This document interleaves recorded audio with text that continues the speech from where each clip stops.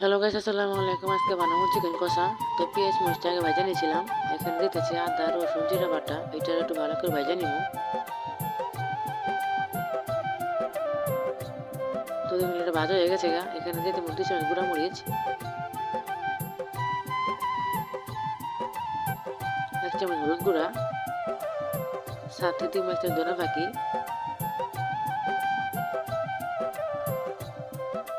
একটু ভালো করে কষাই নিব। তো দেখুন একটু পানি দিয়েছি হালকা কষানো লেগা। একটু ঢেকে দিয়েছিলাম। এখন ভালো করে কষানো হয়ে গেছে। এখানে দিয়ে দেবো টমেটো কুচিটা।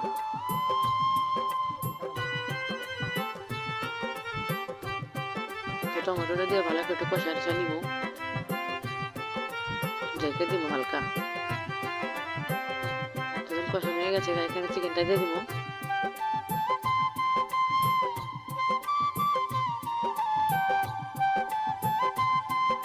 চিকেনটা দিয়ে ভালো করে নাড়াচাড়া করে সেটা নিব।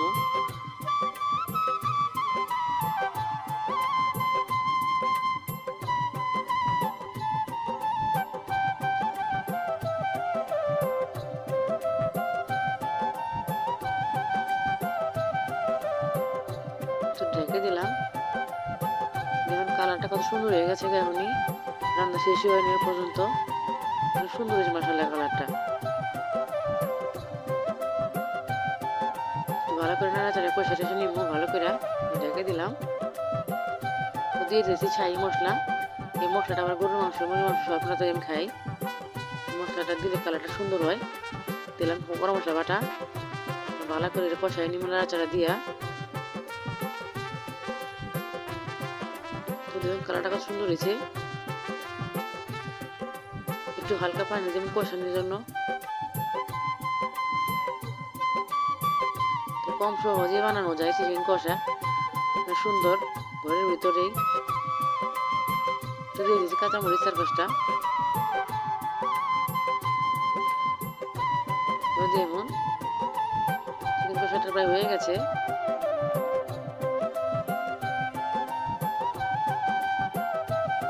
দেখেন মশলার কালারটা কত সুন্দর হয়েছে। রান্নাটা হয়ে গেছে গা। তো রান্নাটা কেমন হয়েছে কমেন্টে বলে দিন। সবাই লাইক কমেন্ট শেয়ার করেন। ভালো থাকেন। তো ভিডিওটা ভালো লাগলে সবাই শেয়ার করে দিন। আল্লাহ হাফেজ।